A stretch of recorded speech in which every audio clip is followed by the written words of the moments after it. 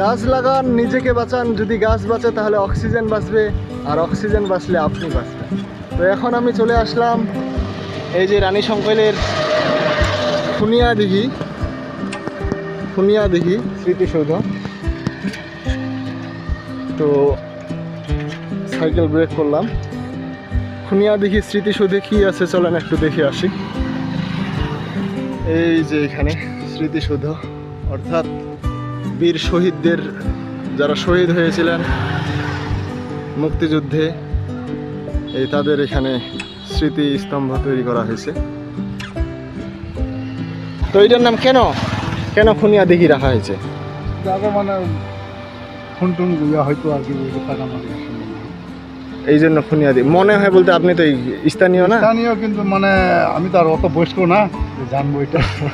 মানে আপনার যতটুকু আপনার বেসিক ধারণা, এই ধারণা অনুযায়ী আপনি বললেন। মানে এখানে খুন হইতো আর কি বেশি, এই কারণে মানে এখানে আনে ফেলে ইয়াগুলা ফেলে খুন করতো। এটা এই জন্য খুনিয়া দিঘি নামে পরিচিত। হ্যাঁ, এটা বলতো আর। তো এই হচ্ছে খুনিয়া দিঘি রানী শঙ্কৈলের, যেটা গুগল ম্যাপে দেখাচ্ছিল। এটাতে কি ঐতিহাসিক লুকিয়ে রয়েছে আসলে? এটা ইতিহাসপূর্ণ একটা জায়গা তুলে ধরা হয়েছে, এবং ওইখানে কিছু স্মৃতিস্তম্ভ আছে নাকি, ওগুলো আমরা যাচ্ছি এখন। তো এই হচ্ছে রানী শঙ্কৈলের খুনিয়া দিঘি ছিল। এখন আমরা চলে যাচ্ছি খুনিয়া দিঘির পরে যে রামরাই দিঘি আছে, ওইটা কত দূর এখান থেকে? মাইলখানিক।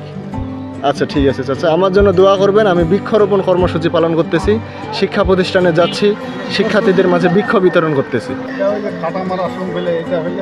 মানে ইয়াগুলো আনে এখানে ফেলে দিত, শুনলাম মানে ইয়া করতো আর কি, বুঝে করে। এটা মানে বয়স্ক লোকগুলোর কাছে শোনা, বাপ দাদার কাছে আপনার শুনছি। এই কারণেই মূলত খুনিয়া দিঘি এটা।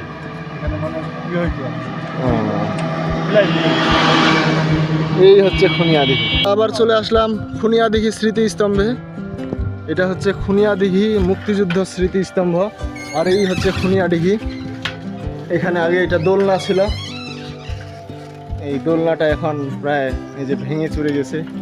এই স্মৃতিস্তম্ভ হচ্ছে, এইখানে একটা আছে স্লিপার বাচ্চাদের জন্য। এই অবস্থা। তো এই খুনিয়া দিঘি নামকরণটা কেন হয়েছে, এখানকার স্থানীয় একটা মানুষের কাছে আমরা জানতে পারলাম যে আগে মুক্তিযুদ্ধ চলাকালীন কিছু মানুষকে খুন করা হয়েছে। খুন করার উল্লেখ্যে এই দিঘিটাতে তারা ফেলে দিত লাশগুলা।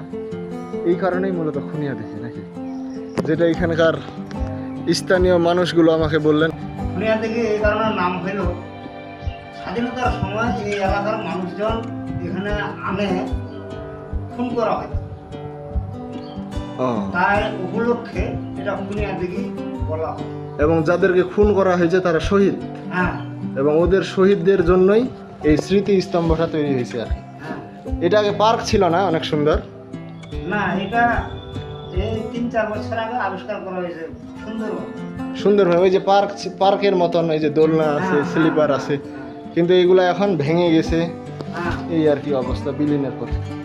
তো এই ছিল খুনিয়া দিঘির আপডেট এবং জানা তথ্যগুলো। এখন চলে যাচ্ছি রামরাই দিঘিতে। তো সবাই ভালো থাকবেন, আমার জন্য দোয়া রাখবেন। ধন্যবাদ।